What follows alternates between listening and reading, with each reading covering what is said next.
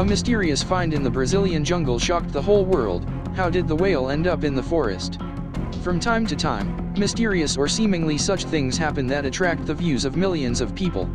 After all, we love everything strange and mysterious, vigorously discussing it and building theories. Only these events can be very, very sad. On February 24th, locals found a whale in a Brazilian forest. An 8-meter body was discovered on the island of Marajo, 15 meters from the coast. The authorities have already announced the creation of an interdepartmental commission, which will investigate an unprecedented case. It is noted that this is not an adult, but an almost 1-year-old cub, whose body reaches 8 meters in length and 6 meters in width, if measured by fins. Unfortunately, people found the whale already dead.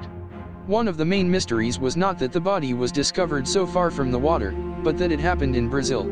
Usually at this time of year, whales migrate to warmer waters.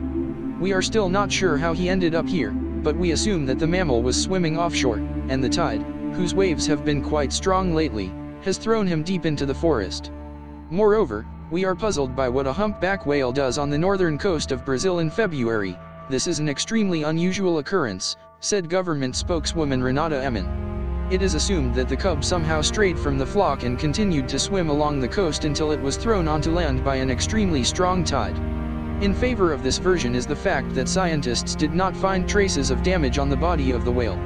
However, it was decided to conduct an autopsy, since there is a version that the ocean threw a dead whale onto the land. The kid could die by swallowing plastic garbage, which in huge quantities runs in waters around the world. Regardless of the autopsy results, it has already been decided that the body of the mammal will be left in place for natural decomposition, and later the whale's skeleton will be transferred to the Natural History Museum for further study. Humpback whales are one of the largest mammals that became an object of whaling in the 16th century, although active commercial extermination was launched in the 17th century.